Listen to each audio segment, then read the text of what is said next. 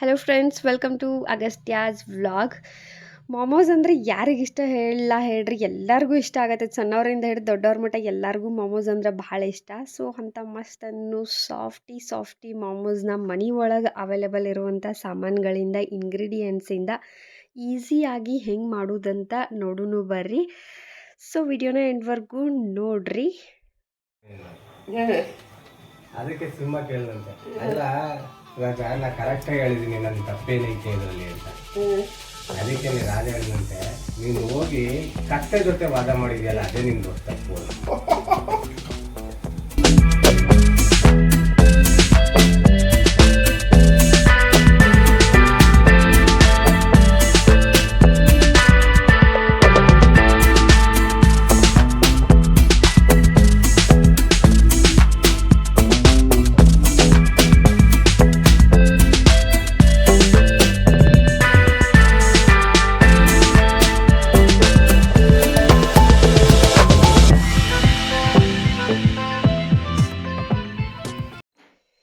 So ಇಲ್ಲೇ ನಂಗೆ ಮೊಮೋಸ್ ತಿನ್ಬೇಕು ಅನ್ಸಾತಿತ್ತು ಅಂದ ಕೂಡಲೇ ಮೊಮೋಸ್ ತಿನ್ನಕ್ಕೆ ಹೋಗೋಣ ಅಂತ ನಾನು ಹತ್ತಿದ್ದೆ. ಬಟ್ ಮಮ್ಮಿ ಅದ ಅಂದ್ರೆ ಎದಕ್ಕೆ ಅಷ್ಟು ಇದು ಮಾಡ್ಕೊಂಡು ಸಣ್ಣ ಮೊಮೋಸ್ ತಿಂದು ಬರ್ತೀರಿ, ನಾನೇ ಮಸ್ತ್ ತಮಗೆ ಮನೆಯೊಳಗೆ ಮಾಡಿಕೊಡ್ತೇನೆ, ನಾನು ನಿಂಗೆ ಹೇಳು ಕೊಡ್ತೇನೆ. ಸೊ ನೆಕ್ಸ್ಟ್ ಟೈಮ್ ನಿನಗೆ ತಿನ್ಬೇಕು ಅನಿಸ್ದಾಗ ಮಾಡ್ಕೊ ಅಂತೇಳಿ ಮಮ್ಮಿ ನಂಗೆ ಹೇಳ್ಕೊಡತ್ತಿದ್ರು.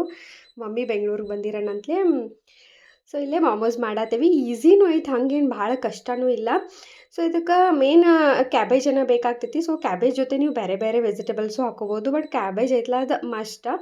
ಸೊ ಕ್ಯಾಬೇಜ್ನ ನಾವಿಲ್ಲಿ ಸಣ್ಣ ನಮಗೆ ತುರಿದಿಟ್ಕೊಂಡೇವಿ.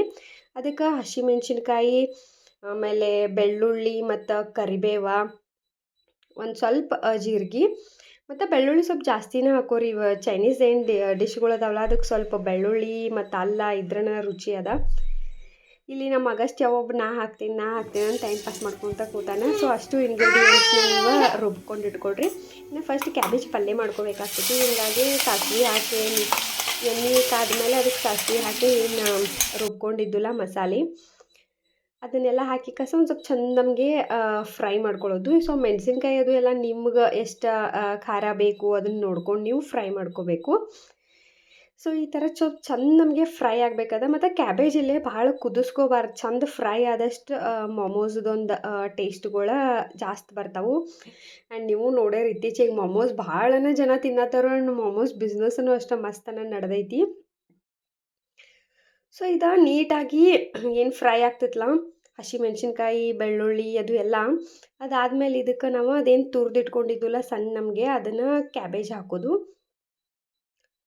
ಕ್ಯಾಬೇಜ್ ಮೇಲೆ ಚೂರು ಅರಿಶಿನ ಹಾಕೋದು. ಅರಿಶಿನ ಟೇಸ್ಟ್ ಜೊತೆ ಕಲರ್ ಚಂದ ಕೊಡ್ತೈತೆ ಅಂತ ಹೇಳಿ ಕಸ ಅರಿಶಿನ ಹಾಕೊಂಡು ಸ್ವಲ್ಪ ನೀಟಮ್ಗೆ ಅದನ್ನು ಕಲಿಸ್ಕೊಳ್ತಾ ಹೋಗೋದು.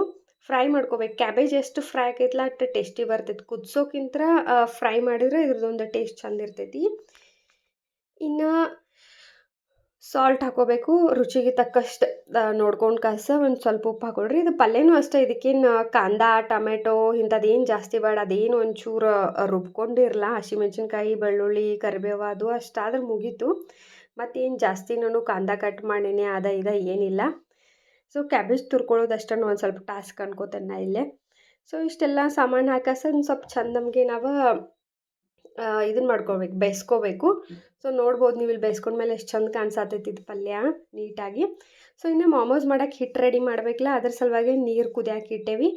ನೀರು ಕುದಿಯಾಕೆ ಇಡುವಾಗನ ಅದಕ್ಕೆ ಸ್ವಲ್ಪ ಸಾಲ್ಟ್ ಹಾಕ್ಕೋಬೇಕು, ಇಲ್ಲಾಂದ್ರೆ ಮೊಮೋಸ್ ಏನೋ ಸಪ್ಪೆ ಆಗಿಬಿಡ್ತಾವೆ, ಅಕ್ಕಿ ಹಿಟ್ಟು ಹಾಕಬೇಕಲ್ಲ. ಹೀಗಾಗಿ ನೋಡ್ಕೊಂಡು ನೀರಿಗೆ ಒಂದು ಸ್ವಲ್ಪ ಉಪ್ಪು ಹಾಕ್ಕೊಂಡೆ ನೀರು ಕುದಿಬೇಕು. ಕುದಿ ಬಂದ ತಕ್ಷಣ ಈಗ ನೀವು ಮುದ್ದೆ ಅದು ಮಾಡುವಾಗ ಯಾವ ಥರ ಮಾಡ್ಕೋತಿರಲ್ಲ ಅದೇ ಥರನೇ ಅಕ್ಕಿ ಹಿಟ್ಟನ್ನು ನೀರೊಳಗೆ ನೀವು ಹಾಕೋಂತ ಒಂದು ಇದನ್ನು ರೆಡಿ ಮಾಡ್ಕೋಬೇಕಾಗ್ತದೆ. ಸೊ ಈ ಥರ ಅಕ್ಕಿ ಹಿಟ್ಟು ಹಾಕ್ಕೋಬೇಕು. ಇದು ಸ್ವಲ್ಪ ಪ್ರಾಕ್ಟೀಸ್ ಬೇಕಾಗ್ತೈತೆ ಅನ್ಕೋತೇನೆ. ಈ ಮುದ್ದೆದು ಮಾಡಿದವ್ರಿಗೆಲ್ಲ ಮೇ ಬಿ ಇದು ಈಸಿ ಟಾಸ್ಕ್ ಅನ್ಕೋತೇನೆ. ಸೊ ಈ ಥರ ಇದನ್ನು ಹಿಟ್ಟು ಹಾಕ್ಕೊಂಡು ಈ ಒಂದು ನಮ್ಗೆ ಮೊಮೋಸ್ ಮಾಡೋಕೆ ಇನ್ನೊಂದು ಹಿಟ್ಟು ಗಟ್ಟಿ ಹದ ಬೇಕಲ್ಲ ಆ ಥರ ರೆಡಿ ಮಾಡ್ಕೋಬೇಕು. ಮಾಡ್ಕೊಂಡು ಒಂದು ಚೂರು ಇದನ್ನು ಸಣ್ಣ ಉರಿ ಒಳಗೆ ಕುದಿಸ್ಕೋಬೇಕು. ಕುದಿಸ್ಕೊಂಡ್ಮೇಲೆ ಮೊಮೋಸ್ ಮಾಡ್ಕೊಳ್ಳಿಕ್ಕೆ ಈ ಥರ ಶೇಪ್ನ ನೀವು ಕೊಟ್ಕೋಬೇಕಾಗ್ತೈತಿ. ನಿಮಗೊಂದು ಸಲ ಏನಾರ ಶೇಪ್ ಕೊಟ್ಕೊಳಕ್ಕೆ ಬರಲಿಲ್ಲ ಅಂದ್ರೆ ನೀವು ಬೇರೆ ಬೇರೆ ಥರ ಶೇಪನ್ನು ಮಾಡ್ಕೋಬೋದು. ಇಲ್ಲ ಈಗ ಶೇಪರ್ಗಳು ಬಂದವು ಒಂದಷ್ಟು ಕರ್ಜಿಕಾಯಿ ಮಾಡುವ ಅವು ಇವು, ಆ ಥರನೂ ನೀವು ಮಾಡ್ಕೋಬೋದು, ತುಂಬ್ಕೋಬೋದು. ಹೋಳ್ಗೆ ಹೆಂಗೆ ತುಂಬ್ಕೋತಾರಲ್ಲ ಹಂಗೆ ತುಂಬ್ಕೊಂಡ್ರಂತೂ ಇನ್ನೂ ಈಸಿ ಇರ್ತೈತಿ. ಇದನ್ನು ನಾವಿಲ್ಲೇ ಕುಕ್ಕರ್ ಇಡ್ಲಿದೇನು ಪಾತ್ರೆ ಅದಲ್ಲ, ಇಡ್ಲಿ ಪಾತ್ರೆ ಒಳಗನ ಮೊಮೋಸ್ ಮಾಡ್ಕೊಳ್ಲಿಕತ್ತೀವಿ. ಸುಮ್ಮ ಕಿರಿಕಿರಿ ಬ್ಯಾಡ ಅಂತ ಹೇಳಕಾಸ. ಇಲ್ಲಾಂದ್ರೆ ಮತ್ತೆ ಅದನ್ನು ಹಬೆ ಮೇಲೆ ಬೇಯ್ಸಾಕಂತೇಳಿ ಬೇರೆ ಬೇರೆ ಪ್ಲೇಟ್ ಇಡು ಅದು ಇದು ಅಂದ್ರೆ ಲೇಟ್ ಆಗ್ತದೆ. ಹೀಗಾಗಿ ಇಡ್ಲಿ ಪಾತ್ರೆ ಒಳಗನ ಇದನ್ನು ಮಾಡಿಕೊಂಡು ಸೊ ಮಸ್ತ್ ಟೇಸ್ಟಿ ಬಂದಿತ್ತು. ಕೆಚಪ್ ಜೊತೆ ತಿಂದು ಭಾರಿ ಇತ್ತು. ನಾವೇನಿಲ್ಲ ಮಯೋನೀಸ್ ಅದ ಇದು ಏನು ಜಾಸ್ತಿ ಯೂಸ್ ಮಾಡಿಲ್ಲ. ಗ್ರೀನ್ ಚಟ್ನಿ ಅದು ಸೀದಾ ಮನೆಯೊಳಗೆ ಕೆಚಪ್ ಇತ್ತನಂತಲೇ ಕೆಚಪ್ ಜೊತೆ ತಿಂದು ಮಸ್ತ್ ಇತ್ತು. ಸೊ ನೀವು ಗ್ರೀನ್ ಚಟ್ನಿ ಜೊತೆನೂ ತಿನ್ಬೋದು. ಐ ಹೋಪ್ ಈ ರೆಸಿಪಿ ನಿಮಗೆ ಯೂಸ್ಫುಲ್ ಆಗೈತಿ, ಇಷ್ಟ ಆಗೈತೆ ಅನ್ಕೋತೀನಿ. ಇಷ್ಟ ಆಗಿತ್ತಂದ್ರೆ ನೀವು ಒಂದು ಸಲ ಟ್ರೈ ಮಾಡಿರಿ. ನೆಕ್ಸ್ಟ್ ವ್ಲಾಗ್ ಒಳಗೆ ಸಿಗೋಣ. Thank you very much. Bye.